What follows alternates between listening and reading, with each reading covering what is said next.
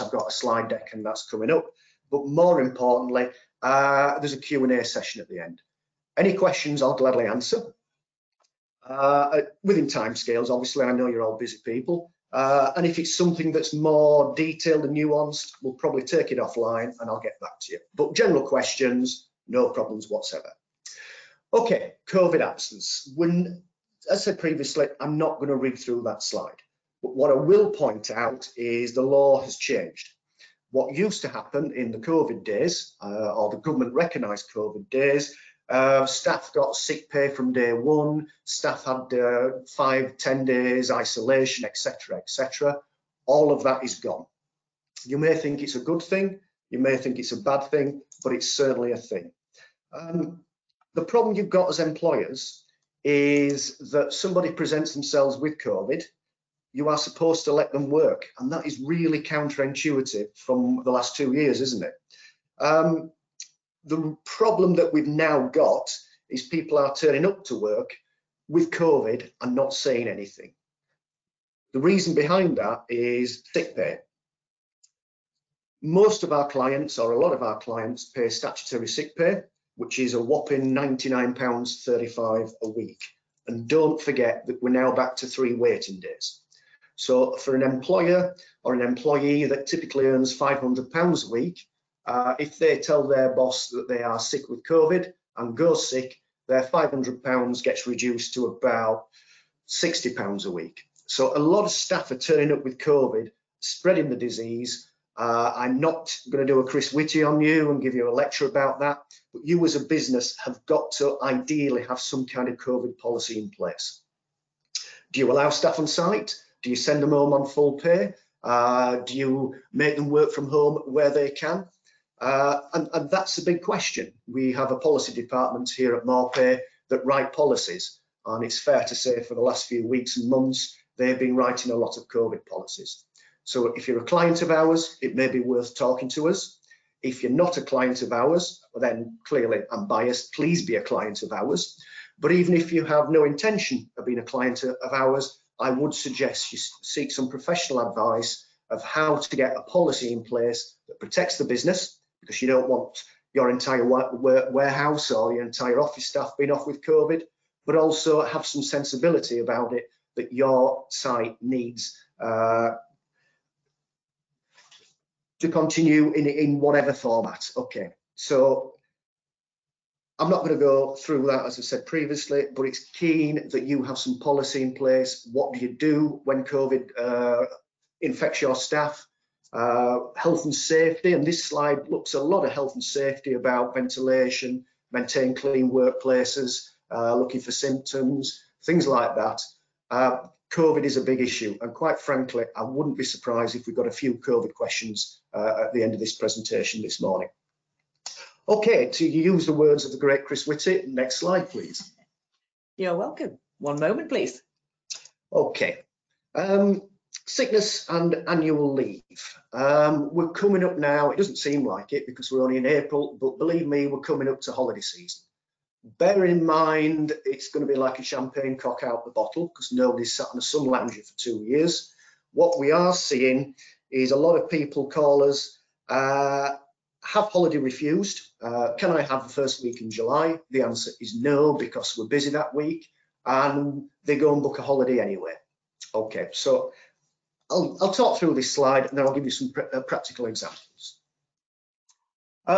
Around about a third of employees admitted to bunking off work last summer. That's a third, and that's the third who admitted it. So there's probably that figure's going to be a lot higher. Okay, so we'll come on to patterns of sickness, but if your employee asks for the first week in July, the first week in August, whatever, and then they go sick, potentially you can dismiss them for gross misconduct under certain circumstances. And again, if you're a client of ours and you think that's going to happen, please talk to us. A lot of people, I'll be polite and say don't think things through, where they'll have a holiday declined, but then they'll put on Facebook and Twitter, can't wait for Ibiza in the first week of July, got my case packed. I best go and take that post down quickly, Carl. I'll be back in a minute. If you won't, yes, indeed. It's a modern world. If you have staff that are throwing a sickie, then you can do something about it. You can be pre-active, you can write to them and say, if your holiday has been declined, if you take that week off, we may treat it as gross misconduct. And that's not an empty threat neither. A lot of people think, well, they can't do that. And the answer is yes, they can. Okay, annual leave, Working Time Regulations Act 1988. I'm not going to bore you with that. You've not tuned in today to listen to some old person waffle on about case law, and there's a bit of it coming up. I do apologise, I try to avoid it, but I'm not going to take you through the regulations. The regulations are fairly clear. It states that employees have to have at least 28 days per annum. Emphasise the word least. It can be more, obviously. That typically is 20 days floating days, i.e. can I have a week in October or 2 days in September, and 8 bank holidays. Now, we're in peak bank holiday season. There was one last week, there's one next week. Kate previously mentioned we've got the Queen's Jubilee coming up. And that probably is a different question for a different day, but your staff have to have at least 28 days per annum, and that can be made up with bank holidays and without bank holidays. What the law doesn't state is your employees have a right to take them at their time and not your time. So you are perfectly within reason to say, we're really busy in July or August or whenever your peak trading period is, I am refusing that holidays. As long as they've got access and take 28 days holiday, the relationship is mutual. It's got to be good for you and it's got to be good for them. What you will see is people go on the sick, and we'll come on to pattern shortly, but statutory sick pay. If I can't have the holiday, I'll go sick. And that's a kind of a common revenge tactic we see from a lot of employees to their clients, to you as business owners, SME, HR professionals. While people are on the sick, they still accrue holiday pay. Okay, so it's a popular myth that somehow holiday accrual gets paused. The only way to stop somebody accruing holiday is either to dismiss them, and again, please go gently on that one, or alternatively, they resign. Okay, and the final box there, it talks about sickness absence and follow the correct sickness absence procedures. That's vital for 2 reasons. First reason, it's in your handbook. There is a way of reporting your sickness absence, okay? And it's there for everybody's safety and protection. We live in a world of text, in a world of WhatsApp, in a world of voicemail. That is not acceptable for staff to report sick. The principal reason is if you can drop a quick text to your boss and then switch your phone off, that's the easy way out for the employee.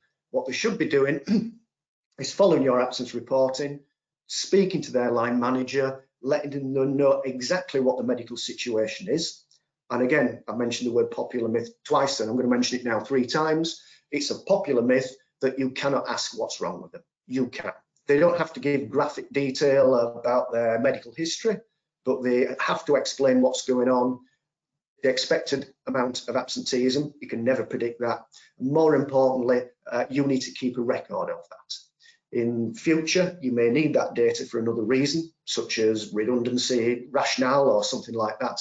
But it's important you keep accurate, not only because you're best practice business owners, but also that data is important when it comes to if the police turn up and say we've arrested your employee, where were they on the 14th of October? You will need proper accurate records to say they called in sick that day. You think I'm being far-fetched, but it's actually happened to me. Okay, not the police. What, you arrested? No. They've not found me out yet. No, we had some police in reception when I didn't work for Morpay, I hasten to add, to say one of our employees has been arrested for a very serious crime. Can you confirm they were in work? Because I was their alibi now. And the answer is no, we had proper sickness absence reporting. Yeah. And I confirmed to the police he was absent that day. Wow. So I know you think I'm over egging the pudding. There is nothing wrong with having clear and detailed absence management records. Okay, thank you. Okay, I'm going to come on to patterns of absence now. What you may find, I am not being derogatory towards your employees, but absenteeism follows a certain pattern. If you overlay absenteeism with school holidays, if you overlay absenteeism with bank holidays, if you overlay absenteeism with Wimbledon, etc., etc., etc., what you will pick up, a lot of staff are absent in a certain way. We mentioned previously about Friday for a bank holiday Monday, so it's a long weekend for them. So I'm not being horrible here. Staff that are poorly, staff that are genuinely ill, what we can do is support them, and there's some ideas on the screen there you can see about short-term absence. Long-term absence, again, we'll talk through people with horrible diseases and horrible medical conditions, and we'll support them. But it's important that you watch for patterns of absence and see if you can pick up any overlay on what's going wrong. What disease knows it's a Friday? What disease knows it's a school holiday? Okay. Over the last 2 years, and I know I'm sounding harsh here, a lot of people have worked from home. They've kind of got into that. So can I have 2 days off sick because the school is off? I need to look after my children. Have a look at that and try and work out if certain employees, I promise you, will have a certain pattern of absence. So have a look at that. And again, I'm not reading this slide out, and I've discussed that previously. Okay, because I don't need to, it's available for you. But have a look at who's absent when, and what you'll do is, I'm fairly sure you'll pick up a little bit of a pattern. Okay, thank you. I know we're tight for time, so we can please move on. Mental health. Mental health has been bandied around over the last few years as a big thing, and it is. In excess of 1 million UK workers are currently undergoing medical treatment due to their mental health. That's in excess of 1 million people. Now, if you think we're a nation of 64, 65, 66 million, which means we have a workforce of arguably 13 million. So we're getting towards 10% of staff. So as you wander around your warehouse, as you wander around your office, work on the principle 5 to 10% of the people you see are suffering with live mental health issues that they have been prescribed or they are under specialist control. It is a big thing. A broken leg is easy to see. Somebody that has mental health issues are not easy to see. And those are just the diagnosed people. A lot of people have mental health issues that are undiagnosed. A lot of people have been under a lot of stress the last 2 years, remote working, being furloughed, sat on the settee watching Netflix. Is great for a few days, but when weeks turn into months, it can have a significant impact on people's mental health. So the reason we've included it in this slide deck is it's something that's only going to become more and more noticeable and prevalent. So it's important that you are aware of it. The second point there, you need to look for changes in the employee behaviour. And that can go both ways, by the way. So a happy employee being typically sad, well, that's fairly easy to spot. What's not easy to spot is the other way around, where somebody comes into work that's normally a bit functional, does the job, not very chatty. If they change and all of a sudden start to overshare information, say things about the private life you've never previously heard, keep it on your radar. You can do one of two things, okay? The first thing you can do is ask that they see their GP, and that can be a little bit demeaning. The second thing you can do, and this is probably more positive, is if you have concerns over people, then you can refer them to occupational health. You can refer them to an employee assistance program, and we'll come on to that, or you can refer them to some kind of specialist help that's not necessarily medical. We all know of organisations, very valuable organisations out there that support people in the community. Okay, as promised, the third point, we'll come on to the EAP programme. Not very expensive, but very useful. Always good to have a shoulder to cry on. You never know your staff, what their relationships are like with their husbands, wives, sisters, brothers, friends. So if you guarantee them a voice to hear and a voice to chat to, the employee assistance programs can be very, very useful. Mental health is an absolute widespread issue. it can hit money issues, it can hit relationship issues, it can hit work issues. So don't just think, well, they're not stressed at work, so therefore that's the end of my responsibility. It's not. As HR professionals, you need to be supporting your staff. Okay, and the final point before we move on, before Kate hits me because with one eye on the clock, what are your rules, policies and obligations? As I mentioned previously, just because somebody doesn't have a broken leg, it doesn't mean to say that we treat them any differently with mental health issues. You should have policies and practices in change. Have a look at your handbook. If you're a client of ours, come talk to us. The advice line runs 24/7, 365. If you've got an issue with an employee, we can certainly help out.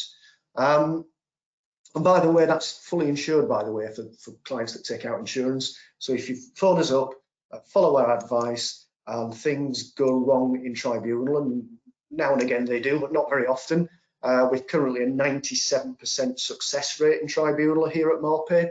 But come and talk to us. If you're clients of ours, let's get the case insured. If things do go wrong, long-term health issues, you've policies and practices in place, you've done the right thing at the right time, you should be covered. Okay, right, we're kind of going on to our last subject now, if we make it. Okay, but before we do that, again, not reading this out, but it's pretty much common sense to promote positive mental health. Contact with others, get active, mindfulness. Mindfulness can be 1,001 things, reading books, going for walks. Get active is a proven medical way of relieving stress. Doesn't have to be active. We're not talking about mountain biking up a massive hill. Just a gentle walk in the park for some staff is enough. That's being active. Whenever I see somebody running at a slow pace, I always think, well, they're going faster than people sat on the couch. So whatever is your active, get active. And again, connect with others. Your staff should have an open relationship. Again, not oversharing, but they should be able to come to you and say, look, I can't afford to pay the rent this month, and I'm having sleepless nights. Talk to people. Talking does a lot of help when people have problems. It's not the full answer, but we need to promote positive mental health in the workplace. Okay, thank you. Right, I'm sure some of you have seen that slide and thought, hang on a minute, what's that all about? Well, we all know what the menopause is. Yes, of course, I'm not going to go into any depth about that, so feel free to take a big sigh. Okay, why have we included it in today's slide deck when it comes to absenteeism? Well, menopause used to be, oh, it's Shirley in accounts, she's having hot flushes, let's just forget it. Okay, and it was kind of swept under the carpet by a lot of HR business leaders, a lot of MDs, a lot of CEOs. However, the reason we're including it now is you'll see at the bottom right-hand side of your screen, there's been a landmark tribunal case from 2021. Now, quite a few of you will say 2021, that's not very recent, that's at least 5, 6, 7 months ago. In the world of law, something from 2021 is like lightning, okay? It has changed the entire landscape on a handbrake turn. There was a case of Miss Rooney and Leicester City Council, and I'll just chat you through that before we go through the left-hand side of the screen. Again, earlier on in the presentation, I said I wasn't going to chat about case law, and I've kind of done myself a on this one. I need to know. You need to tell me this. Okay. Miss Rooney worked for Leicester City Council, and she was I think from memory, case handler, a social worker, kind of that type of role with the business or the organisation. She suffered from a severe menopause. And again, details are available if you wish greater detail, but probably not. She had hot flushes, memory loss, forgetfulness, migraines, a lot of significant mental and physical conditions with her. What happens is that she was taken down the disciplinary route for absenteeism. Okay, and this is the surprising bit. She was dismissed, which is not surprising, but what is surprising, she went to an employment tribunal and she lost. The tribunal judge worked out that a menopause was not a disability. Now, before I bore you a little bit further, the definition of disability in employment law is very different to medical law. Okay, you may have a blue badge for your car, but in employment law, you're probably not disabled. The definition of a disability in employment law is it's got to have a significant impact on day-to-day living that lasts for 12 months or more. And that's a bit wordy and chunky, but that's the legal test. Okay, the tribunal came to the judgment it didn't meet that, so there was no disability discrimination. She brought several claims, and one of them was the disability. And that's the one we're concentrating on today, because that's the one that's most relevant to this. Okay, she lost. She then took it to an appeal court, the appeal court in tribunal, and I'm sure with lots of people out there know how the court system works. But for those that don't, lower courts don't make any case law. Upper courts, appeal courts do. So what happens, she went to an appeal court, appealed it, and she won. From memory, I think she won about £20,000, which is not a lot of money for Leicester City Council, but for people listening today, they've got SMEs, have the tribunal do not do means tested. It doesn't matter if you are Bill Gates or you have a skip hire business employing 3 people. The outcome will be whatever. So all of a sudden, menopause can, emphasize the word can and not is, can be a disability. Okay, so if you've got the practicalities of that, if you've got staff off ill with menopausal symptoms, bear in mind there's a taboo about that, so you may not know that. Again, I'm not being sexist, or maybe I am, Kate, tell me otherwise. A lot of menopausal, and we're not coming on to trans and things like that, that's probably a different discussion for a different day. Yeah. Quite a few women do not like to discuss menopause, particularly with men, I would agree, and particularly with senior members of the team. So you're probably going to have to go look for it a little bit. So menopause can be a disability. If there's a takeaway from that slide, that's it. Again, if you're a client of ours, just give us a ring. If you have a problem with a member of staff, we'll sort it. We'll sort it, again, on an insured basis. So today's been a little bit of a whistle stop. I'm looking at the watch now. We're just coming up to 30 minutes. So before we get into the Q&A session, I'd like to go over the highlights, if I may. Okay. If we just move on the slide. Okay. We'll do it in reverse order. Okay. Manager training. Yes, there are training courses out there to look at your more mature members of staff. And it's, again, a popular myth. Menopause hits somebody in their 40s and 50s. There's some nasty things out there like endometritis. I'm not even sure I said that right. Endometriosis. That's the one. Thank you, Kate. Thank you for backing me up on that one. That means menopause can happen at any point, teens, 20s, 30s. You need to train your managers into supporting your staff. Yeah, definitely. Again, I know when you speak to HR people, they always bang out about policy. Have you got a policy? How do you record it as 6 absence? How do you know if it's menopause? How do you know if it's not menopause? How do you know if somebody's taking the mick? If you can just drop the word menopause and the management kind of run away, then you've got a golden ticket for any day you feel like, any day you don't want to come into work, mention the word menopause, and you get the day off. So yes, be sympathetic, but also you need a policy, and you need to develop that policy to say, what do you do in the following circumstances? Okay, a final point before we'll just move on. It's always good to talk. I mentioned that previously. If you have somebody in the office that's a good listener, if you have somebody that's supportive, why not go and have a chat to them? Why not train them? Why not develop them into being more than just a colleague, but somebody in confidence you can have a chat to, and they have access to different materials that necessarily your employee will not have access to. Okay, we can move on, please. Just before we get to the live Q&A, we've talked about COVID. The government have no special protection for COVID anymore. So if somebody falls off their motorbike, injures their knee playing football, or has COVID, the government treat them all equally. So again, you need to think about what happens if a staff member gets COVID. If you've got a harsh sick pay, that means they're going to get SSP with 3 waiting days. They may not tell you that they have COVID, bring it onto your site and potentially spread it. Alternatively, they can easily say to you, I'm not coming in, I've got COVID, and there's no further questions asked. You need to work out where you are as a business with your COVID policy. Sickness and annual leave we've mentioned today, and I'll return to that very briefly. Have a look at who wants holiday when. That has to be balanced around leave, and have a look at who, quote unquote, phones in sick when holiday is refused. I've said previously, in certain circumstances, or the majority of circumstances, if you do the things in the right order, potentially you can dismiss. I hear a lot of holidays being declined and people going on social media saying can't wait for the Balearics in September. Okay, I'm out buying my swimming costume. Watch for that. Come talk to us. We can do something about it.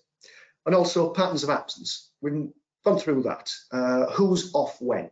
Who's off Fridays before Mondays? Who's off midweek? Who's off when they've got a netball match? There will be some patterns of absence that you're experiencing. Have a look at it.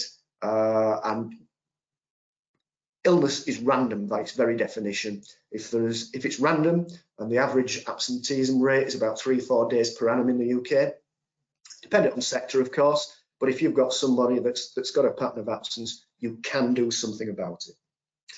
We've talked about mental health. I've gone into a little bit of depth of saying, as employers, it is your responsibility. Just because you can't see it doesn't mean to say you're not responsible for it. 1 million people in the UK are currently having medication and specialist care. It is a big thing for your business. Please take it seriously. The last thing you want to do is have a 1970s attitude to it, where it's not my problem, I can't see it, there's nothing wrong with them. And finally, the menopause. As I mentioned previously, the menopause now can be a disability. Now, a bit of case law from last year. I'm not saying menopause is a disability. What I'm saying, it can be. So the devil's in the detail with that. So again, if you've got an employee with menopausal symptoms, you need to address it, and you need to work on the principle that it could be a disability. You wouldn't dismiss somebody for having a leg amputated. Likewise, they have the same protection, or can have the same protection, as somebody that's going through menopause. Right, I've overrun by about a minute, so no doubt Kate will hit me with a big stick. No, not at all. We've got an extra half an hour. So super. Relax, super. We're here all morning. Super. We've extended it because we want to obviously go through the subject as best we can. So we'll move into the Q&A. Thanks, Carl, for your information and all the legislation. I hope you guys have all found it interesting so far. So we have a couple of questions coming through. First one is, we have an employee that submitted a French sick note. Can I accept this, or does it need to be from the UK? In a word, yes, you can accept it. The first thing is it a forgery? Okay, we see on the advice line, you can actually get them online and print them out yourself. So there's a lot of sick notes out there that are forged. Working on the principle it's not forged, it's a genuine French sick note, then yes, accept it. The reason behind that is if you don't accept it, potentially you're being indirectly discriminatory towards them. If you have a French employee that goes home to France in his holidays, falls sick, then the likelihood he's not registered to a UK GP. So the danger of you saying, I do not accept French sick notes, means you're being indirectly discriminatory towards French people, Portuguese people, Spanish people, etc., etc. The only time not to accept, particularly a European sick note, if you believe it to be a forgery. And there's nothing stopping you actually ringing up, if you speak French, of course, ringing up their doctor and say, can you confirm this is an original document? More times than not, they won't comment on GDPR issues of illness, but more times than not, they will say, yes, we genuinely issued that document, and then you're home and dry. So please accept French sick notes. Thank you. Brilliant. So there's kind of around COVID and policies. So someone's asked, given the chance or change of law, re-COVID, surely then rather than having a COVID specific policy, general sickness and absence and health and safety, should they actually be updated to include a COVID section within there rather than creating a new one? The answer is yes and no. And I'm sorry, it sounds like your phone day, Cass. The answer is yes and no. COVID is prevalent. I said previously, it's not on the front pages anymore, but believe me, it's out there. I'm guessing 10–20% of my caseload is COVID related. So yes, you need to target that. But I agree with you as we learn to live with COVID, it will slip back into our general policies of same way we treat influenza, the same way we treat any other illness. But yes, I think right now we're still kind of hot on COVID, and I think we need to focus on that. But I don't know who you are, but I totally agree with you. At some point, that will relax back into our general handbooks and our general policies. But right now, it's still a hot topic. Thank you.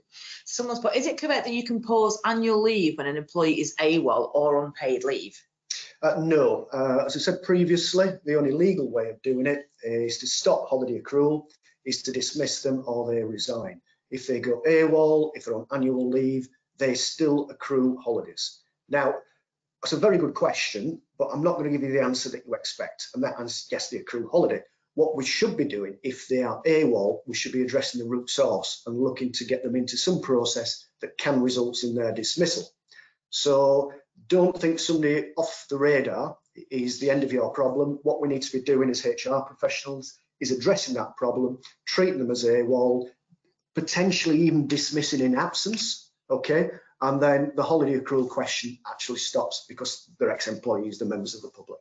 Okay, thank you. Brilliant. So someone said, obviously with the World Cup and England matches in November, they're all being shown during work hours, you believe. So what would you suggest or advise they could look at there? Be very, very careful. The logical, and it's wrong, the logical answer is our staff can have the time off to watch England matches. And you think as business owners, brilliant, we've ring-fenced the problem. All the England games, we'll down tools, we'll put a TV on in the canteen or wherever, and we'll watch the England game. I have ring-fenced the problem. The answer is you haven't, because what will happen, your door will be knocked on by your Portuguese employee, by your French employee. France has come up a lot today, hasn't it? Yeah. By your Italian employee saying, I want my games televised live. So all of a sudden, you're some staff watching their home countries all the time during the World Cup. So if you're confident you can ring fence it, please do it. But ultimately, there's no provision for the World Cup in law. So I suppose it goes back to looking at those patterns, doesn't it? If you notice that certain employees around those games have called in sick with something that's only lasted a day, you could assume.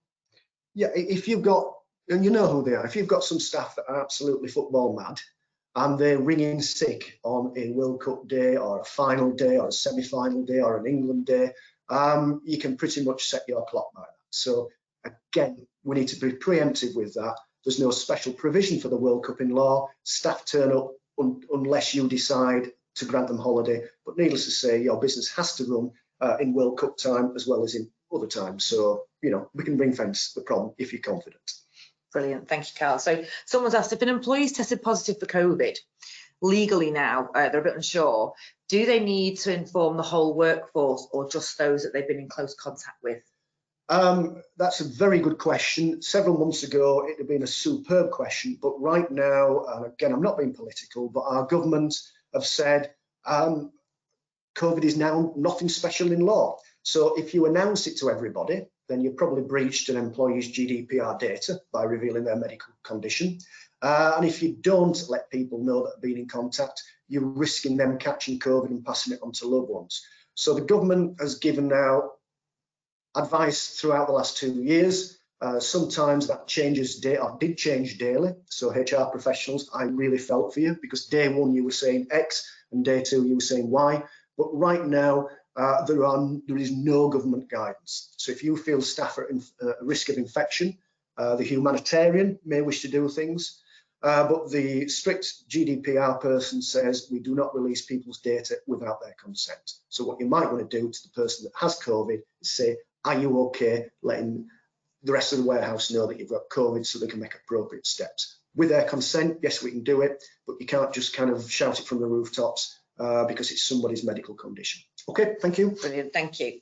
So then someone's asked, if someone's on annual leave, but then they end up being poorly whilst they're away on that annual leave, can they then accrue the holiday back that they should have had but didn't because they were on sick leave instead? Yes, okay, so I'm working on the principle that somebody has a week in Spain. I'm not going to mention France again, no. Yes, somebody has a week in Spain, they get a disease, they're laid low for the week. Yes, they can phone you up and say, I was in Spain, but I was poorly.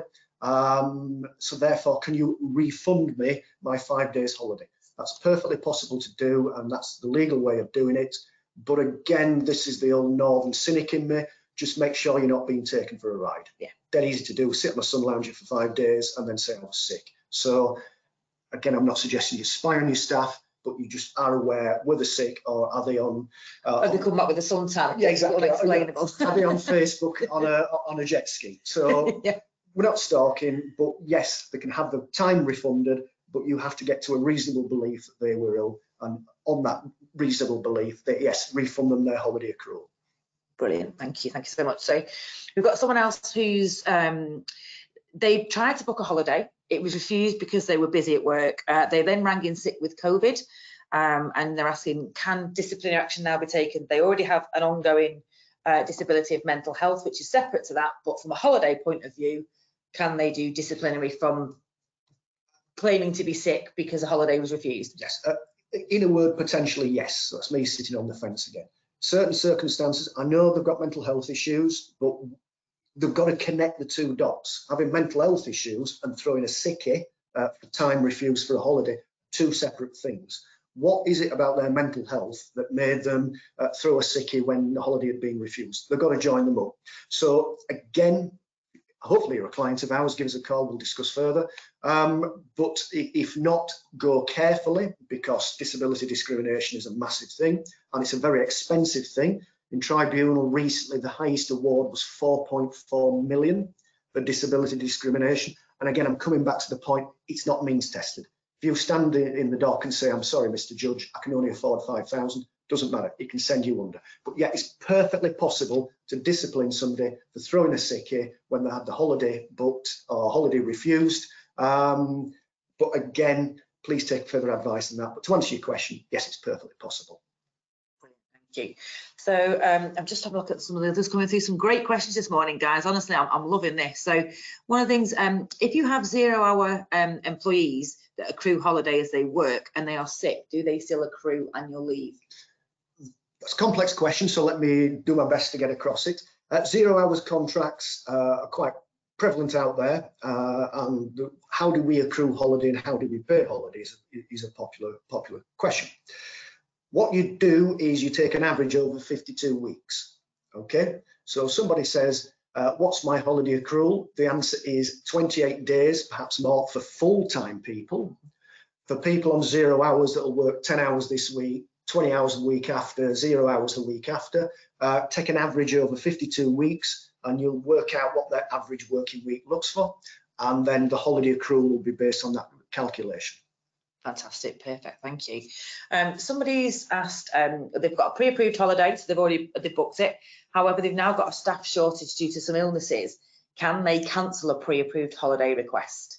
Not legally, no. You can have a chat with your employee, but if they've spent a lot of money to get on a jet plane, to go to some far-flung destination, they're going to lose £2,000 worth of deposit, have a chat to them. But if you've approved the holiday, then regretfully, you know, your next phone call maybe to the local agency to get some cover. But no, if you've approved the holiday, the die is cast. Yeah, perfect, thank you. And someone's saying, if a staff member comes to work and they test positive, can you ask them to leave? We're coming back to the government getting rather hands-off very quickly. It's almost like the government have other things to do, doesn't it? Cheese and wine parties, maybe? Maybe so. I didn't get my invite, but never mind. Okay, right, so a member of staff to leave, yeah. We're coming back to the age-old one where we said that the government have got really hands-off with COVID very, very quickly. Now, if somebody comes to work with COVID, the rules are quite clear. You treat them the same as if they've got a cold, or you treat them the same as if they've got an earache or a toothache. If somebody presents with COVID, you're going to have to work out your appetite for risk on that one. Officially, they're allowed to work if they present work and they say that they're fit. But if you're worried about contamination, and you should be, you need to have a chat with them and say, look, is here the best place for you? And again, I'm coming back to, if you have a COVID policy in place, and I appreciate the earlier comments about it should be absorbed into the handbook, but if you have a COVID policy in place, you can point at that policy and say, in the event that you present for COVID, this is how we do things around here. Brilliant, thank you. And then someone's put, so this is almost about starting, and we talked about this before about holidays. So they were sick at the start of the holiday and then they were sick at the end of the holiday. Does that mean that they can have the whole holiday cancelled, or would it just be the 4 out of the 10 days potentially, the 2 at the beginning, 2 at the end, that they were ill for? Yeah, you can't double count. So either you're sick or you're on holiday. Got you. Which one is it? So, Yeah. so you can't have days refunded that you were fine. And likewise, we can't force people to take holidays when they're sick. So no double counting. Sick time is sick time, holiday is holiday time, and keep it really simple. Otherwise, you'll disappear up your own exhaust. So somebody's asked about they've booked holiday. They've then changed their mind. They don't want to go on holiday. But because they've changed their mind, having time off, can you require them to still take that leave if they've got more than they need, or it's coming towards the end of the year? Clearly, I'd like more detail, but the kind of oversight is yes. If you approve somebody's holiday, you've all the forms signed, they want the first week in July off, all of a sudden personal circumstances change and they say, I don't want that week off. Well, as an employer, you could, emphasise the word could, say that's fine, we'll cancel it, come back to work. But as I said previously, what you can do is to say, look, you've agreed to take that holiday. It's not my fault that your flight's been cancelled. Why don't you just sit in the front yard reading the book all week? You know, you don't necessarily have to go away to be on holiday. But once it's approved, it's approved. But common sense prevails. If you need that person in that week and it'd be useful, allow them to cancel it. Perfect, thank you. And then the final question we've got so far. If an employee is off sick, but they've asked, can you pay them for the holiday pay instead and take it as holiday? Is that allowed? We're getting into the realms now of what's acceptable from a legal perspective. If you pay SSP, okay, that's SSP statutory, includes in the title. If you start to defraud either the business or the government, then you're getting into a lot of hot water rather quickly. So if somebody says, I am ill, but can you pay it as a holiday? The answer is our records will show that you were on holiday that day and not sick. So we can swap holiday for sickness. We can't mask it because otherwise our records will not look great in the event HMRC comes knocking on our door. So yes, people can opt to have a holiday when they're sick, but our records will show it is a holiday day and not a sick day. Okay, yeah. Next question, Charlotte. Phase return due to long-term sickness, employee has to use holiday to cover the other half day. Again, you can do that. If while they've been on sick, they will have been accruing holiday, and I know you know that. What happens is that holiday just mounts up and mounts up and mounts up. On phase return, it's perfectly acceptable to say you will work 9 more midday, and midday will 5 p.m. or whatever the rule approved hours are. It will show as holiday, and that will come off your holiday accrual, and the pay slip will demonstrate that is indeed your holiday. But it's a very good way of getting the holiday down, and it's perfectly reasonable to do that. Okay. Brilliant. So thank you, Carl. We've come to the conclusion or the end of our questions, should I say, today. So thank you again for all the questions that you've received or we've received and been able to answer. As I said at the top of the call, we do record this session and I will be sending it over to you later on today. One of the things I'd just like to touch on before we actually close the session down today is that, I'm sure listening to Carl this morning, you can agree that, keeping up with employment law changes is something that you really need to keep on top of on your absence policies. One of the things that we do here at Menopause, we have a knowledge centre, which will allow you to download one of our employment law guides, which has a raft of information on what you can do from an employment stance, and will really advise you. But we also have further policies, should you want to become on board with Be a Client, that you'll have the lovely, apart from chatting to Carl every day, which is a blessing, you would also have some policies and some support there too. So again, without further ado, I'd just like to thank you all for attending. Again, Carl, brilliant. Thank you so much. Thank you. It's great to be back in a room with humans again. I know, believe it or not, in the flesh. So thank you very much for that. And again, thank you to everyone that's listened. We're about to launch a poll at the end. It's just to find out what you'd like to know about from upcoming topics. We're talking about maybe toxic workplaces now we're returning. We're thinking about the cost of living crisis, but we're only as good as our audience and what our feedback is. So if you wouldn't mind just completing the poll, then thank you very much for your time this morning and have a great rest of the day.